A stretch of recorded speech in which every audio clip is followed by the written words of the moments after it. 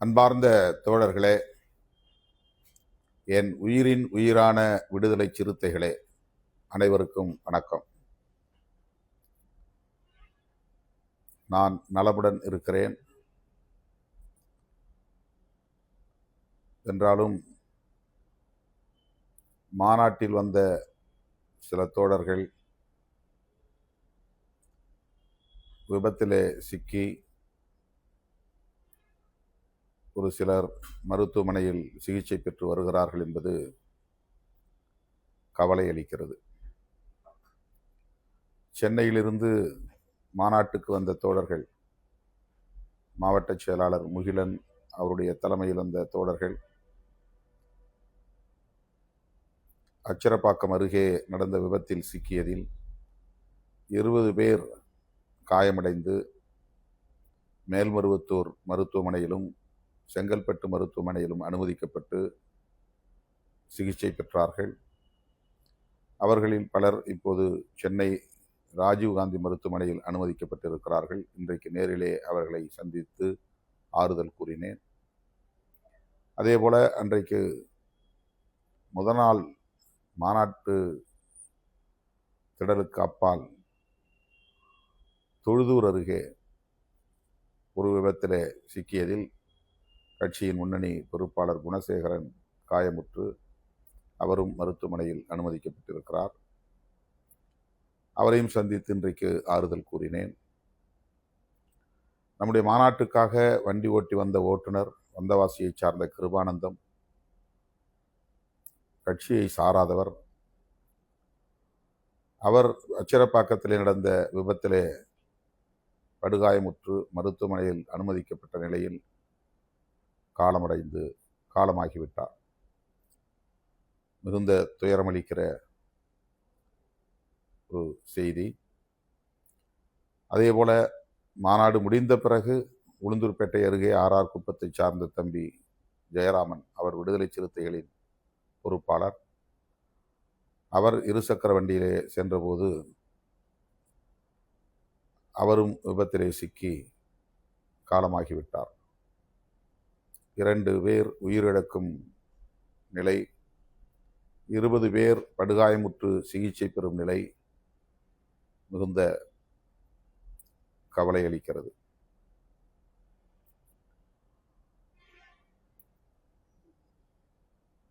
மற்றபடி நாம் எதிர்பார்த்த அளவுக்கு மாநாடு மாபெரும் வெற்றியை பெற்றிருக்கிறது.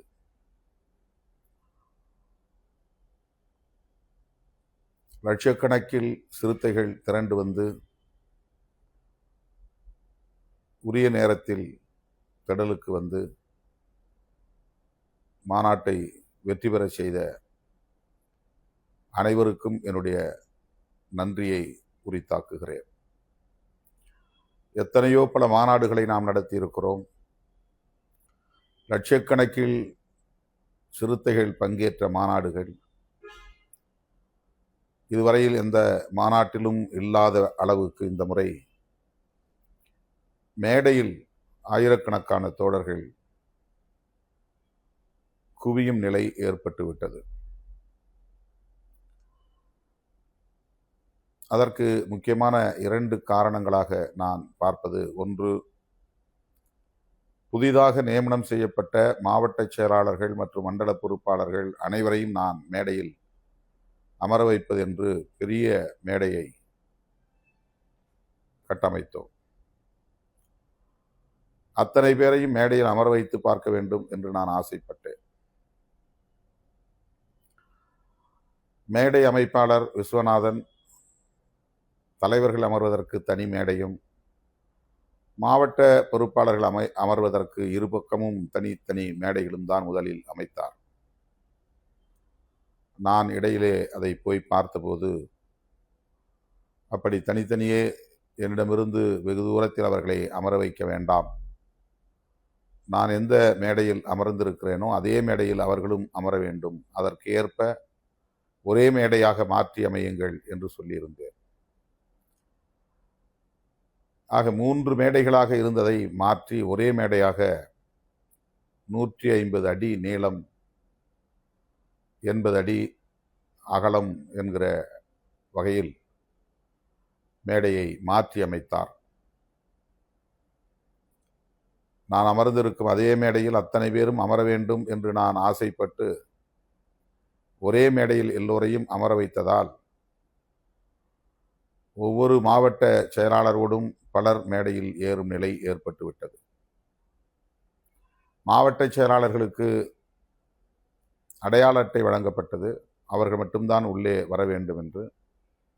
ஆனால் அதனையும் மீறி அந்த அடையாள அட்டை இல்லாதவர்களும் மேடையில் ஏறும் நிலை உருவாகிவிட்டது.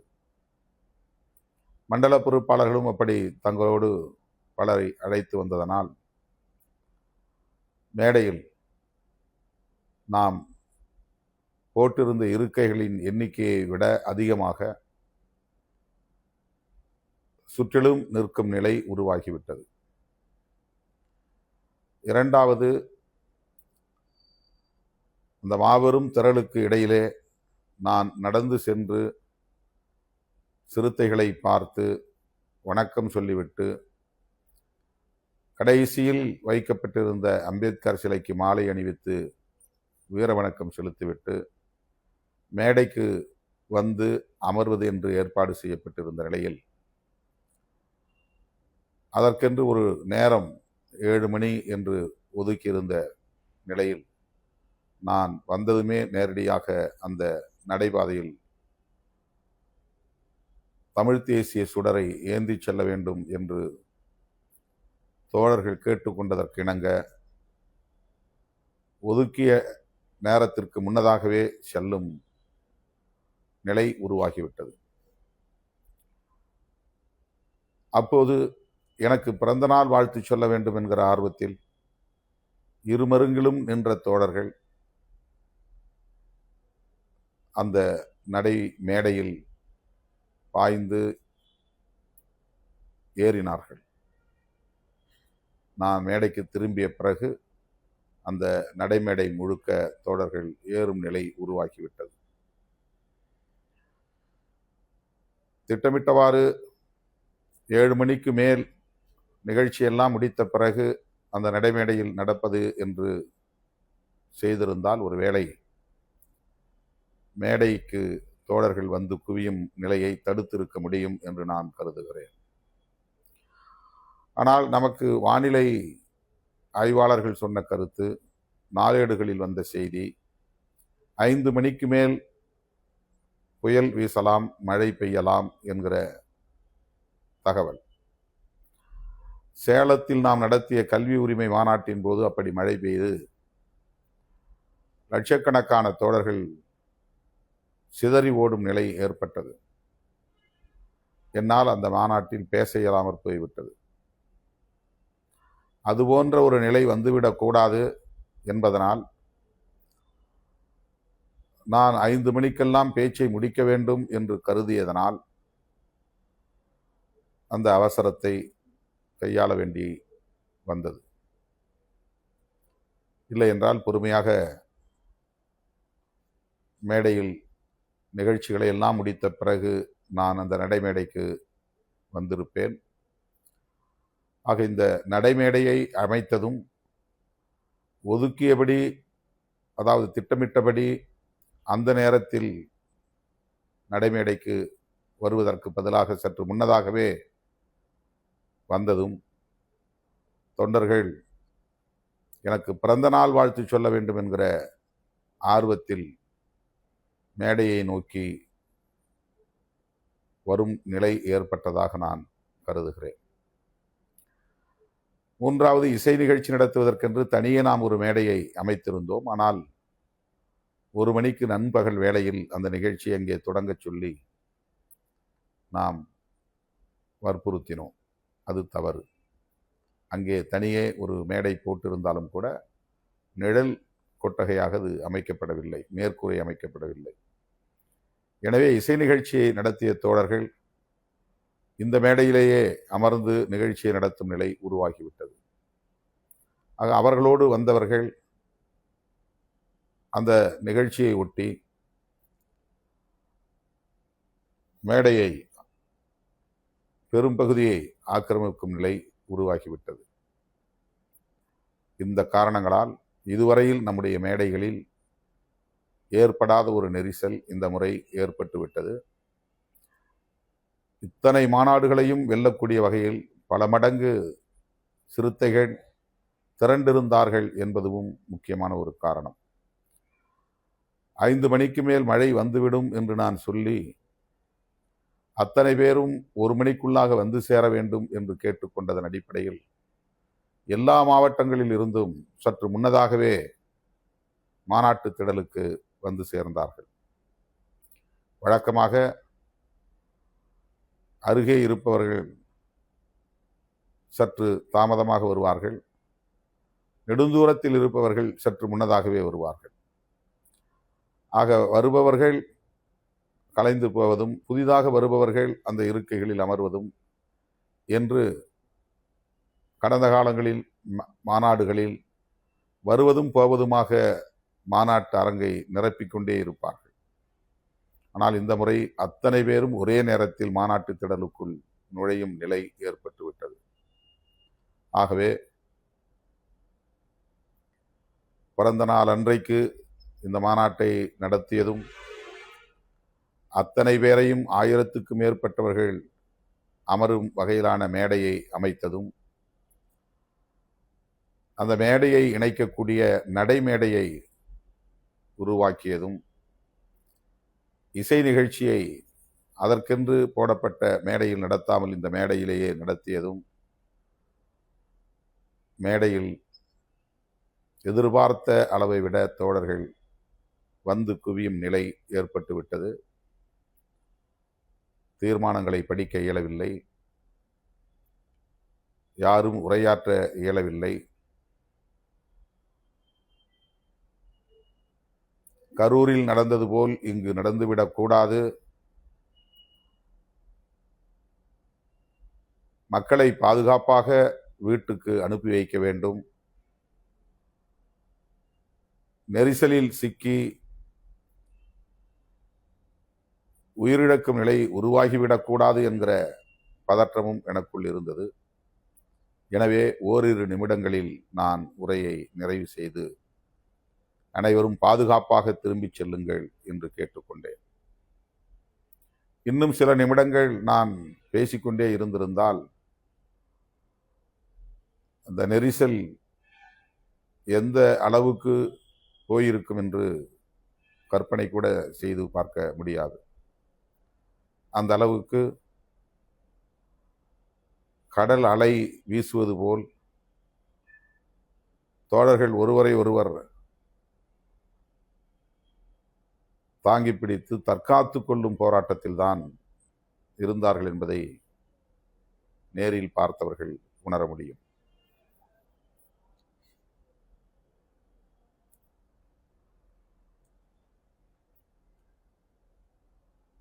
இதுவரையில் நாம் நடத்திய இந்த மாநாட்டிலும் இல்லாத அளவுக்கு புதிய இளைஞர்கள் லட்சக்கணக்கிலே திரண்டிருந்தார்கள் என்பதும் இங்கே குறிப்பிட வேண்டிய ஒன்று.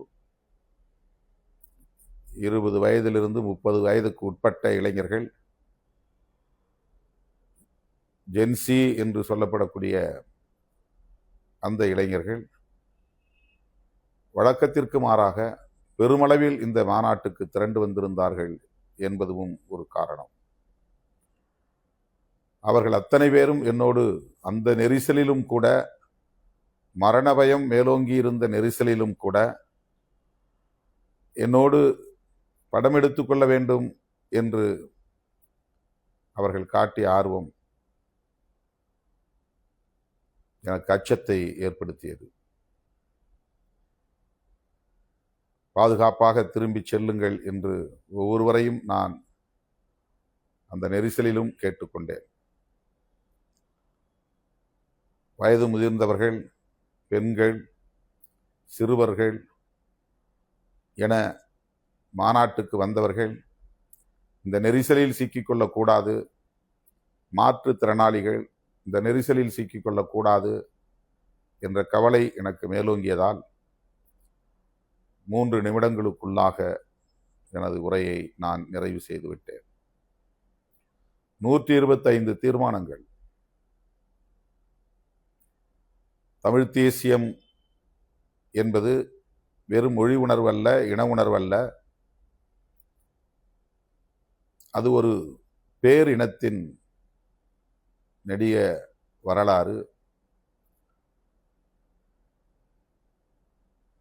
அந்த தேசிய இனத்தின் தனித்துவத்தை பாதுகாக்க வேண்டிய பொறுப்பு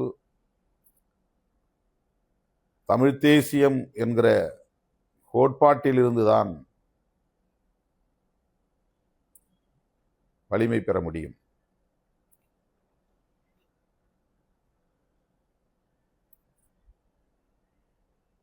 அது வெறும் தனிநபர் சார்ந்த ஒன்று அல்ல, ஒரு இனத்தின் எழுச்சியை அடிப்படையாக கொண்டது. ஆகவேதான் இந்த மாநாட்டுக்கு நாம் தமிழ் தேசிய எழுச்சி மாநாடு என்ற தலைப்பை வைத்தோம். அதை போல இது எழுச்சி மிகுந்த மாநாடாக நடந்தது. அந்த எழுச்சியை நாம் காண முடிந்தது. சாதி ஒழிப்பு, மதச்சார்பின்மை, மாநில சுயாட்சி, அகில இந்திய அளவில் தேசிய இனங்களின் ஐக்கியம் ஆகியவற்றை தமிழ் தேசியமாக வளர்த்தெடுக்க வேண்டும், வலிமையுறை செய்ய வேண்டும் என்கிற அடிப்படையில் தான் இந்த மாநாட்டை நாம் ஒருங்கிணைத்தோம். பிற மொழியின் மீதோ பிற இனத்தின் மீதோ வெறுப்பை உமிழ்வது அல்ல தமிழ் தேசியம். பிற மொழி பேசும் தேசிய இனங்களோடு ஐக்கியத்தை கட்டி எழுப்புவதன் மூலம், ஒற்றுமையை உருவாக்குவதன் மூலம் உண்மையான கூட்டாட்சி புதுதில்லியிலே அமைக்க முடியும், அப்படி அமைய வேண்டும் என்கிற அடிப்படையில் தான் தமிழ் தேசியம் வலுப்பெற வேண்டும் என்று விடுதலை சிறுத்தைகள் கட்சி விரும்புகிறது, நம்புகிறது. ஆகவே தமிழ் தேசிய இனத்திற்கு பிற தேசிய இனங்களை பகையாக நிறுத்தாமல், இந்தி பேசக்கூடிய மக்களையும் இந்தி தேசிய இனத்தையும் கூட அந்த இனத்தை சார்ந்த உழைக்கும் மக்களின் உறவை நல்லிணக்கமான உறவாக பேண வேண்டும் என்பதை தேசிய இனங்களின் ஐக்கியத்தில் நாம் முன்வைக்கிறோம். ஆகவே தமிழ் பேசும் தமிழ் தேசிய இனம், இந்தி பேசும் இந்தி தேசிய இனம் என்று இந்தியாவில் உள்ள அனைத்து தேசிய இனங்களும் தங்களுக்கான மாநில உரிமைகளை பாதுகாத்துக் கொள்வது, அத்துடன் தேசிய இனங்களின் ஐக்கியத்தை கட்டி எழுப்புவது, அதன் அடிப்படையில் அரசமைப்பு சட்டம் முன்மொழியக்கூடிய கூட்டாட்சி அரசு முறையை புதுதில்லியிலே நிறுவுவது என்பதுதான் தமிழ் தேசியத்தின், விடுதலை சிறுத்தைகள் முன்வைக்கும் தமிழ் தேசியத்தின் அடிப்படை என்பதை உணர்த்துவதற்காகத்தான் இந்த மாநாடு. பாரதிய ஜனதாவும் RSSம் மதவழி தேசியத்தை முன்வைக்கிற நிலையில் அதற்கு மாற்று இன்னொரு மதவழி தேசியம் இல்லை, அதற்கு மாற்று மொழிவழி தேசியம்தான்.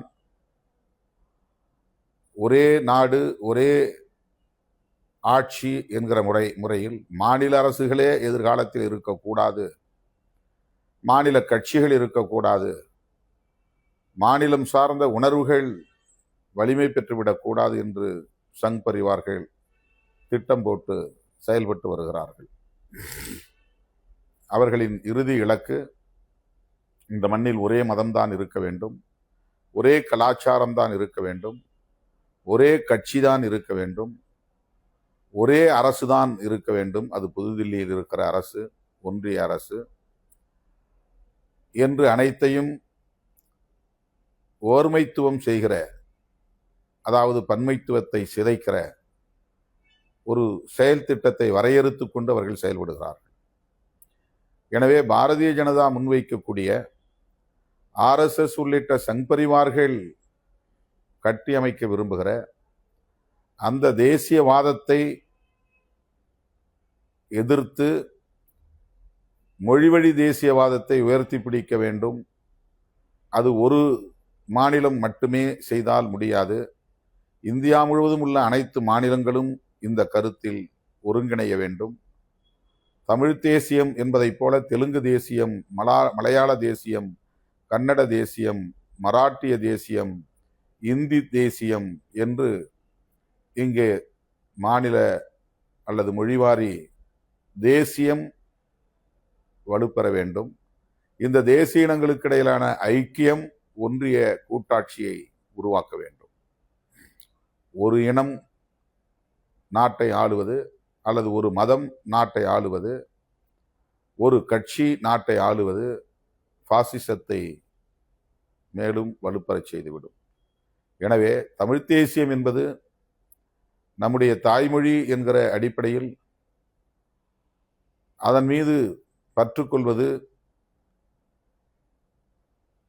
அதன் அடிப்படையில் தமிழர்கள் என்ற உணர்வை பெறுவது மட்டுமல்ல, அதனை தாண்டி நமக்கான பாரம்பரியத்தை பாதுகாப்பது, தனித்தன்மையை பாதுகாப்பது, வரலாற்றை பாதுகாப்பது, கலாச்சாரத்தை பாதுகாப்பது, இதற்கெல்லாம் தேவை அதிகாரம்.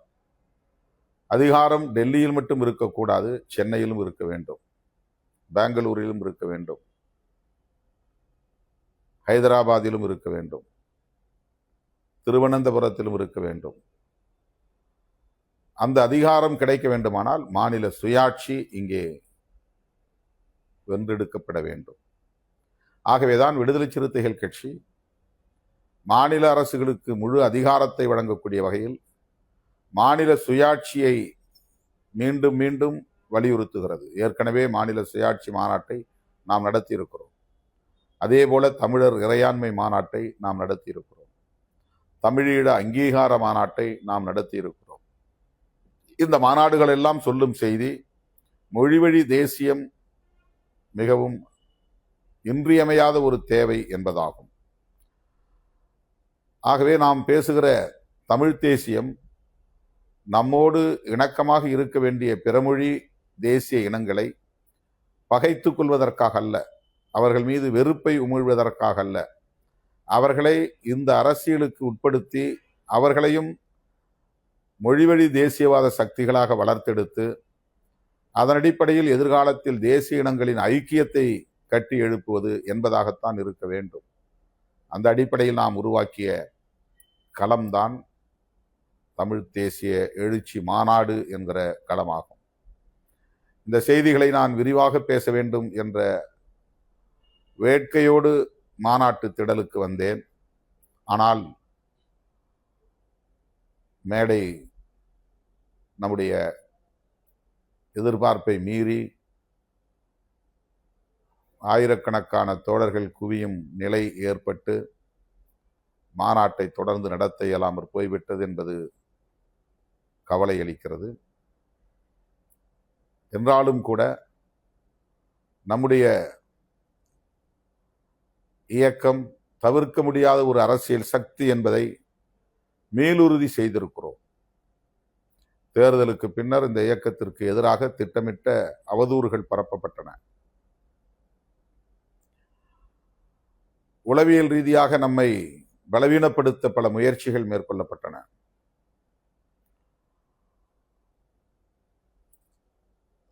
திரு விஜய் அவர்களின் வரவுக்கு பிறகு பல கட்சிகள் தங்களுடைய சொந்த வாக்கு வங்கியை, காலம் காலமாக நிலையான வாக்கு வங்கியை பெற்றிருந்த நிலையில் அதனையே இழக்கும் நிலை ஏற்பட்டிருக்கிறது. விடுதலை சிறுத்தைகளை பொறுத்தவரையில் போட்டியிட்ட இடங்களின் எண்ணிக்கையில் நாம் கூடுதலாக வெற்றி பெற இயலவில்லை என்றாலும் கூட நம்முடைய சக்தி என்பது அப்படியே நிலைத்திருக்கிறது, அதைவிட கூடுதலாக வலிமை பெற்றிருக்கிறது என்பதுதான் நாம் உணர்ந்து கொள்ள வேண்டிய அரசியல் உண்மை. இது பலருக்கு கசப்பாக இருக்கலாம், ஆனால் அதுதான் உண்மை. அதை உணர்த்திய மாநாடு தான் இந்த மாநாடு. அந்த வகையிலே இந்த மாநாட்டை வெற்றி பெறச் செய்த என் உயிரின் உயிரான விடுதலை சிறுத்தைகள் அனைவருக்கும் நான் நன்றி சொல்ல கடமைப்பட்டிருக்கிறேன். மற்றபடி எதிர்மறையான எந்த விமர்சனங்களையும் யாரும் பொருட்படுத்த வேண்டாம். அதற்கு விளக்கம் சொல்லுகிறோம் என்கிற பெயரில் எந்த எதிர்வினையும் ஆற்ற வேண்டாம். அப்படி விமர்சிக்கிறவர்கள் எப்போதும் நம்மை விமர்சித்துக் கொண்டே இருப்பவர்கள்தான். அதை நாம் கடந்து செல்ல வேண்டும் என்று கேட்டுக்கொள்கிறேன். இயற்கை எப்போதும் நம்மோடு இருக்கும், நமக்கு ஒத்துழைக்கும் என்று நான் அடிக்கடி சொல்லுவேன். இந்த மாநாட்டிலும் நமக்கு இயற்கை ஒத்துழைத்தது. ஆனாலும் முன்னெச்சரிக்கையாக நாம் சற்று நேரத்தே இந்த நிகழ்ச்சியை தொடங்கி நேரத்தே முடிக்க வேண்டும் என்று எண்ணினோம். அவ்வளவுதான். 6 மணிக்கு தொடங்கி 10 மணிக்கு முடிக்கலாம் என்று நாம் திட்டமிட்டிருந்தோம். ஒருவேளை பெருந்திரள், கட்டுக்கடங்காத திரள், ஜென்சி தலைமுறையினர் பங்கேற்ற மாபெரும் திரள் அந்த இரவு வேளையில் வந்து குவிந்து அவர்கள் வெளியேற முடியாமல் போனால் அதனால் நெரிசல் ஏற்பட்டு சிக்கல் எழுந்தால் என்கிற கவலையும் இருந்தது. எனவேதான் மழைக்காக மட்டுமில்லை, இரவு வேளையில் நீண்ட நேரம் கூட்டத்தை நாம் ஒரு இடத்திலே முடக்கி போடக்கூடாது, அவர்களை நேரத்தே முடித்து வீட்டுக்கு அனுப்ப வேண்டும் என்கிற ஒரு நோக்கமும் எனக்குள்ளே இருந்தது. அந்த திடலுக்கு வந்தவர்கள் 50% பேர் தான். அதை போல 50% மேலானவர்கள் உளுந்தூர்பேட்டைக்கே நெருங்க முடியவில்லை என்பதுதான் விசாரணையில் தெரிய வருகிறது. காவல்துறையினர் உளுந்தூர்பேட்டைக்குள் நுழைகிற பகுதிகளில் நாலாபுரத்திலிருந்தும், தென் மாவட்டங்களில் இருந்து வருகிற தோழர்கள், மேற்கு மாவட்டங்களில் இருந்து வருகிற தோழர்கள், டெல்டா மாவட்டங்களில் இருந்து வருகிற தோழர்கள், சென்னையில் இருந்து வருகிற தோழர்கள், அவ்வளவு பேரும் மாநாட்டு திடலுக்கு வந்து சேர முடியவில்லை. ஆங்காங்கே காவல்துறையினர் தடுத்து நிறுத்திவிட்டார்கள். 10 கிலோமீட்டர் 20 கிலோமீட்டர் தூரம் வரையில் வண்டிகள் ஆங்காங்கே தேங்கி நின்றன. அந்த வண்டிகளில் இருந்தவர்கள் ஆங்காங்கே சாலைகளில் இறங்கி நிற்க முடிந்ததை தவிர அவர்களால் நடந்து மாநாட்டு திடலுக்கு வர இயலவில்லை. அவர்கள் வர விரும்பியிருந்தாலும் கூட அவர்கள் வந்து சேருவதற்குள் மாநாட்டை நாம் முடித்து விட்டோம். எனவே இது வரலாறு காணாத எழுச்சி மிகுந்த ஒரு மாநாடு. பெரிய அளவில் எந்த உயிர் சேதமும் ஏற்படவில்லை. கிருபானந்தம் என்கிற ஒரு ஓட்டுநர், ஜெயராமன் என்கிற தம்பி சிறுத்தை, இந்த 2 பேரின் குடும்பத்தினருக்கும் என்னுடைய ஆழ்ந்த இரங்கலை தெரிவித்துக் கொள்கிறேன். இயக்கத் தோழர்களை இந்த குடும்பத்தினரை சந்தித்து ஆறுதல் சொல்லும்படி கேட்டிருக்கிறேன். ஜெயராமன் வீட்டுக்கு மாவட்ட செயலாளர் அறிவுக்கரசு உள்ளிட்ட முன்னணி பொறுப்பாளர்கள் சென்று அஞ்சலி செலுத்தி இருக்கிறார்கள். அந்த குடும்பத்தினருக்கு ஆறுதல் சொல்லியிருக்கிறார்கள். நம்முடைய கட்சியின் பொதுச் செயலாளர்களும் நாளைக்கு அந்த கிராமத்திற்கு செல்ல இருக்கிறார்கள். அதேபோல வந்தவாசியை சார்ந்த விடுதலை சிறுத்தைகள், நமக்காக வண்டி ஓட்ட வந்த ஒரு ஓட்டுநர் விபத்திலே சிக்கி உயிரிழந்த நிலையில் அவருடைய குடும்பத்தினரை சந்தித்து ஆறுதல் சொல்லும்படி கேட்டிருக்கிறேன். அனைவரும் பாதுகாப்பாக வீடு திரும்பியதில் மகிழ்ச்சி. நாம் அந்த கூட்டத்தில் கிடைத்த அந்த வாய்ப்பில் நாம் எதிர்காலத்தில் என்னவாக இருக்க வேண்டும் என்பதை பதிவு செய்தேன். இதுவரை ஆளும் கட்சிகளோடு பயணித்தோம், இனி ஆளும் கட்சியாக பரிணமிப்போம் என்று கூறினேன். நமது அடுத்த இலக்கு விடுதலை சிறுத்தைகள் கட்சி ஒட்டுமொத்த தமிழ் மக்களுக்காக பாடாற்றுகிற ஒரு இயக்கம்.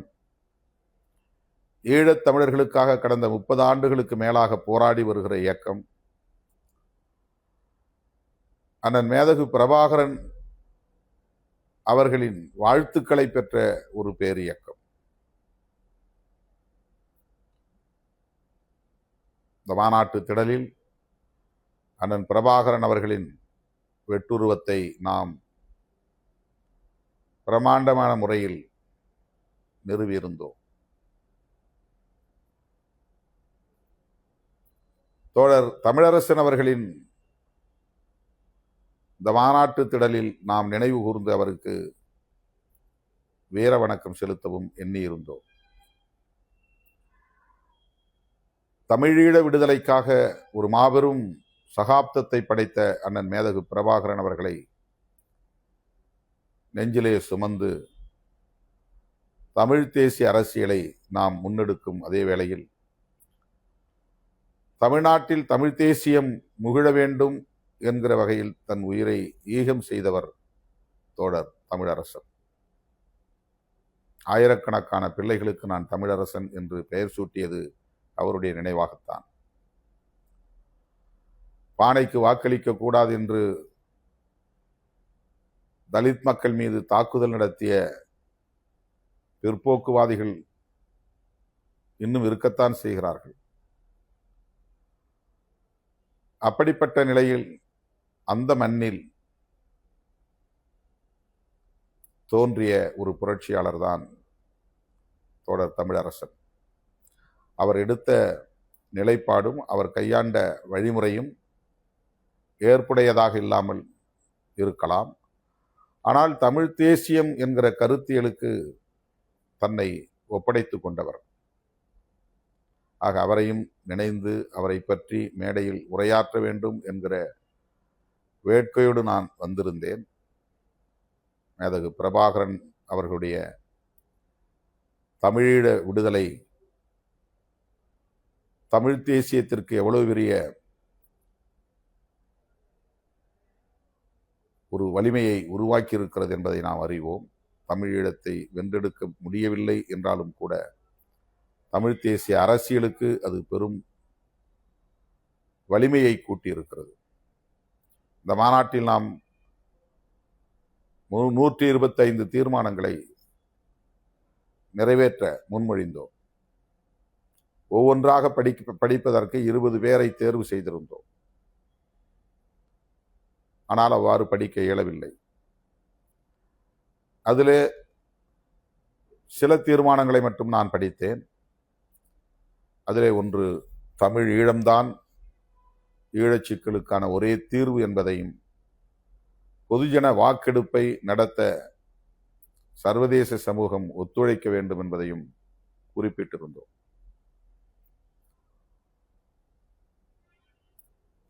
அதே வேளையில் தமிழ்நாட்டில் நாம் அதுபோல தனித்தமிழ்நாடு என்கிற கோரிக்கையை வைக்கவில்லை. புரட்சியாளர் அம்பேத்கர் வகுத்தளித்த அரசமைப்பு சட்டத்தை ஏற்றுக்கொள்கிறோம். அதன் அடிப்படையில் இந்தியா முழுவதும் மதச்சார்பின்மையை கட்டி எழுப்ப வேண்டும், சாதிய கட்டமைப்பை தகர்க்க வேண்டும் என்கிற அந்த அரசியலை மொழிவழி தேசியத்தோடு இணைத்து நாம் முன்னெடுக்கிறோம். இது முற்றிலும் ஒரு மாறுபட்ட கோணம். இது விரிவான உரையாடலுக்கு உட்படுத்த வேண்டிய ஒரு அரசியல். இதனை முதல் கட்சியாக நின்று நாம் முன்மொழிகிறோம். தேசிய இனங்களின் எழுச்சி, தேசிய இனங்களின் ஐக்கியம் என்பதை தேசிய அளவில் கட்டமைக்க வேண்டும் என்பதை ஒரு கனவு திட்டமாக நாம் முன்வைக்கிறோம்.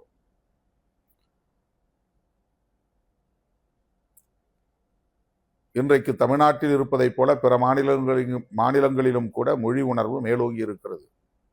மாநில உரிமைகள் குறித்த விழிப்புணர்வு மேலோங்கி இருக்கிறது.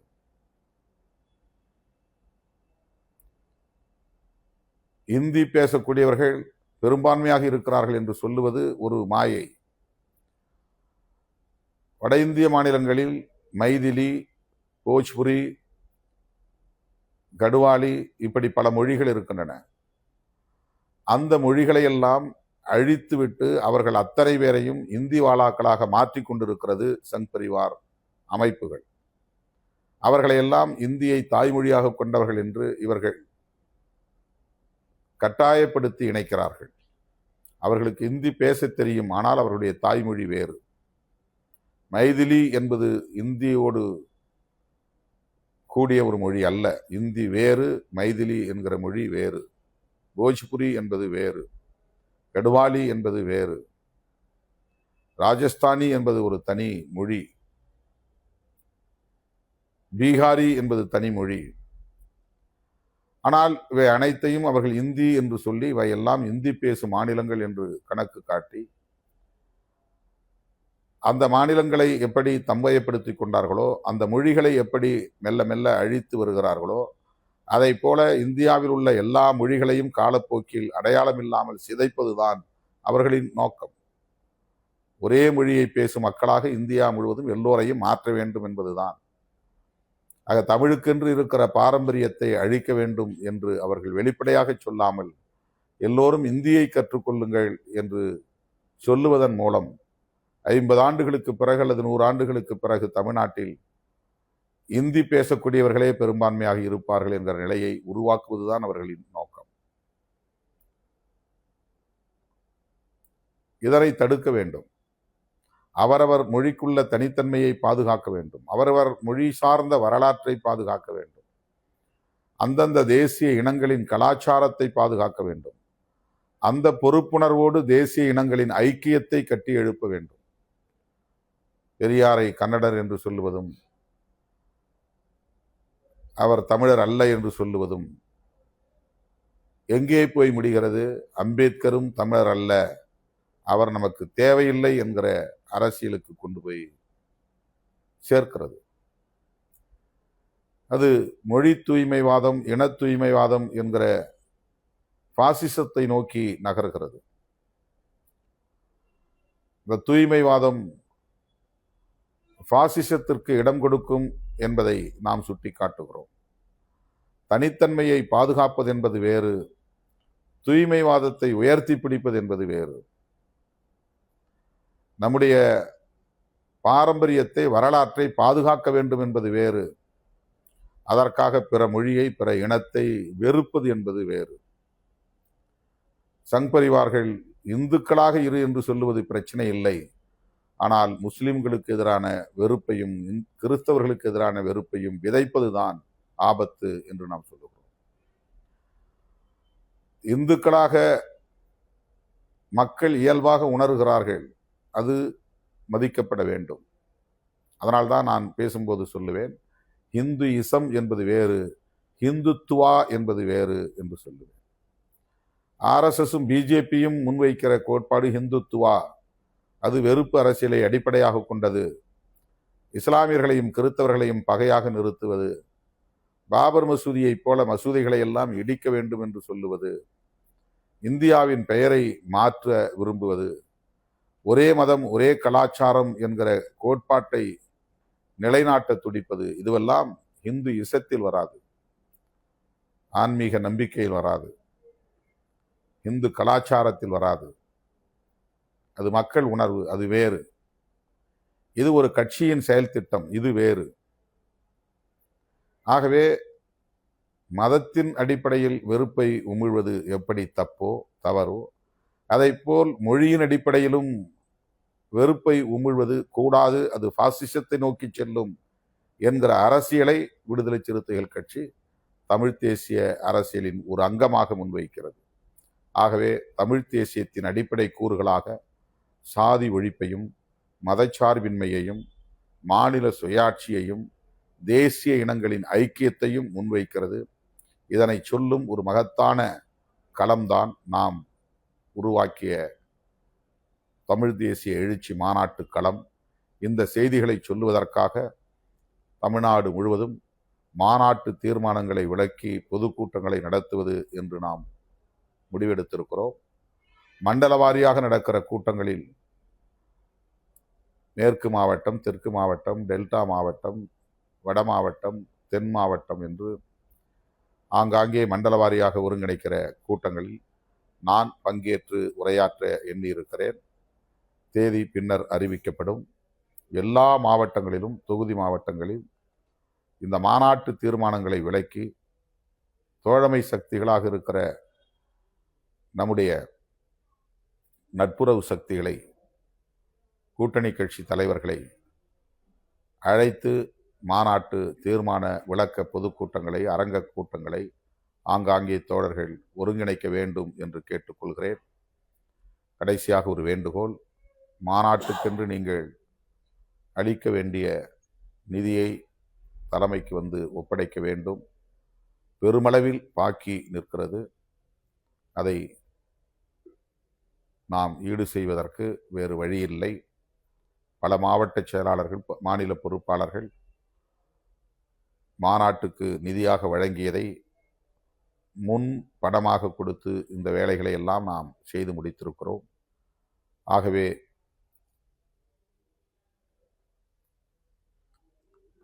கேட்டுக்கொண்டதற்கு இணங்க ஏற்கனவே அறிவித்தபடி மாவட்ட நிர்வாகம், மாநில பொறுப்பாளர்கள் மாநாட்டுக்கான நிதியை வழங்க வேண்டும். அந்த கியூஆர் கோட் மூலமாகவும் வழங்கலாம். தலைமைக்கு வந்து மாநில பொருளாளர் பாலாஜி அவர்களிடத்தில் ஒப்படைக்கலாம். அதை இந்த வாரத்திலேயே செய்ய வேண்டும் என்கிற வேண்டுகோளை வைத்து மாநாட்டுக்கு மிகப்பெரிய அளவில் விளம்பரம் செய்து, வண்டி வாகனங்களை ஏற்பாடு செய்து, அனைவருக்கும் உணவு போன்ற இன்றியமையாத தேவைகளையும் ஏற்பாடு செய்து, மாநாட்டு திடலுக்கு வருகை தந்து மாநாட்டை வெற்றி பெற செய்த லட்சக்கணக்கான விடுதலை சிறுத்தைகள் அனைவருக்கும் என்னுடைய நெஞ்சார்ந்த நன்றியை உரித்தாக்குகிறேன். நிறைவாக என்னுடைய பிறந்த நாளை ஒட்டி எனக்கு வாழ்த்துக்களை தெரிவித்த தலைவர்கள், தோழமை சக்திகள் அனைவருக்கும் நான் நன்றி சொல்ல கடமைப்பட்டிருக்கிறேன். தொலைபேசி வாயிலாகவும் சமூக ஊடகங்களின் வாயிலாகவும் எனக்கு வாழ்த்துக்களை தெரிவித்த தலைவர்கள் திரு ராகுல் காந்தி, நம்முடைய முதல்வர் திரு ஜோசப் விஜய், மேனாள் முதல்வர் அண்ணன் தளபதி மு.க. ஸ்டாலின், கம்யூனிஸ்ட் மார்க்சிஸ்ட் கட்சியினுடைய தலைவர் தோழர் பே. சண்முகம், மார்க்சிஸ்ட் கட்சியினுடைய முன்னாள் மாநில செயலாளர் தோழர் கே. பாலகிருஷ்ணன், இந்திய கம்யூனிஸ்ட் கட்சியின் மாநில செயலாளர் தோழர் வீரபாண்டியன், சூப்பர் ஸ்டார் ரஜினிகாந்த், அண்ணன் முன்னாள் மாநில செயலாளர் சிபிஐ முத்தரசன், இனமுரசு அண்ணன் சத்யராஜ், மக்களவை உறுப்பினர் கவிஞர் கனிமொழி கருணாநிதி, மாண்புமிகு அமைச்சர் தம்பி Aadhav Arjuna, we the leader அமைப்பின் தலைவர் அன்பு சகோதரர் அண்ணாமலை, நாம் தமிழர் கட்சியின் தலைமை ஒருங்கிணைப்பாளர் அன்பு இளவல் செந்தமிழன் சீமான், உலக நாயகன் மக்கள் நீதி மையத்தின் நிறுவனர் மாநிலங்களவை உறுப்பினர் அண்ணன் கமல்ஹாசன், அன்பு இளவல் புரட்சி இயக்குனர் ப. ரஞ்சித், காங்கிரஸ் கட்சியை சார்ந்த நாடாளுமன்ற உறுப்பினர் சகோதரி ஜோதிமணி, மாண்புமிகு அமைச்சர் காங்கிரஸ் வேறு இயக்கத்தை சார்ந்த அண்ணன் விஸ்வநாதன்,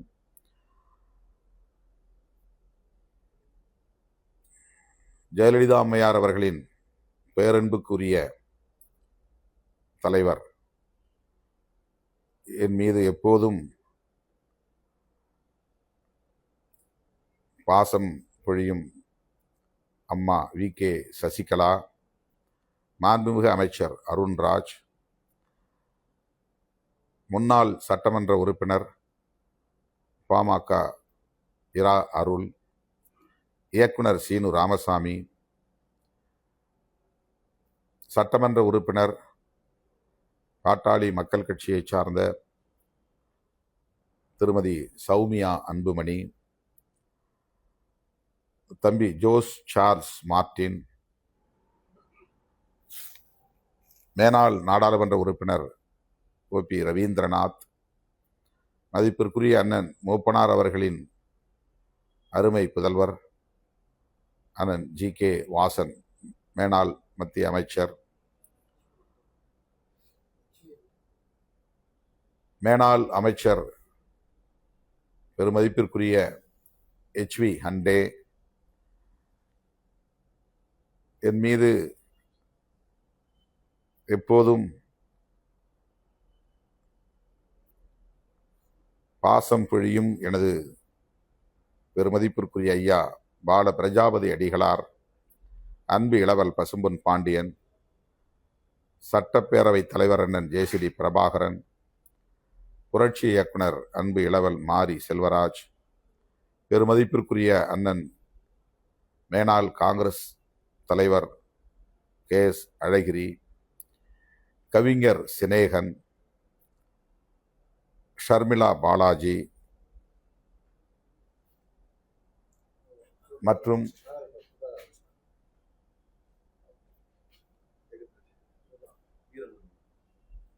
திராவிடர் கழகத்தின் தலைவர், தமிழர் தலைவர் ஐயா ஆசிரியர் வீரமணி, அண்ணன் MRK பன்னீர்செல்வம், அண்ணன் சேகர் பாபு, காங்கிரஸ் தமிழ்நாடு தலைவர் மதிப்பிற்குரிய நாடாளுமன்ற உறுப்பினர் அன்பு இளவல் மாணிக் தாகூர்,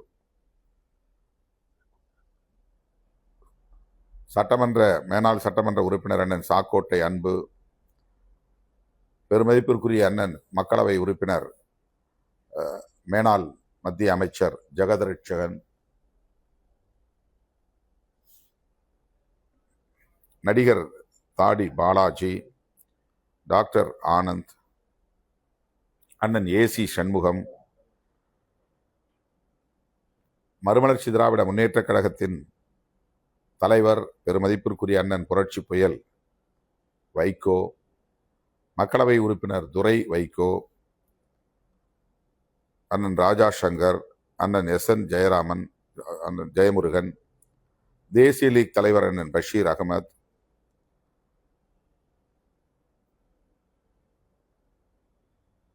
திரு சரவணன்,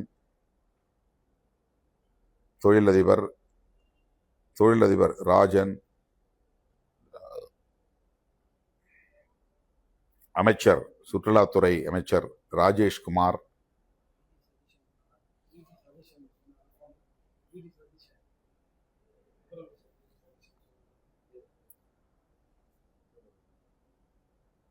மே 17 இயக்கத்தினுடைய தலைவர் அன்பு இளவல் திருமுருகன் காந்தி உள்ளிட்ட அனைவருக்கும் என்னுடைய நெஞ்சார்ந்த நன்றியை தெரிவித்துக் கொள்கிறேன். பெயர்கள் விடுபட்டிருந்தால் பொறுத்தருள வேண்டுகிறேன். அத்தனை பேருக்கும் என்னுடைய நெஞ்சார்ந்த நன்றி.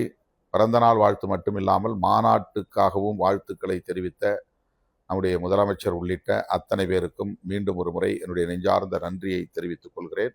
உங்களின் நல்வாழ்த்துக்களோடு எமது இந்த அரசியல் பயணம் வெற்றிகரமாக அமையும். அனைவருக்கும் நன்றி.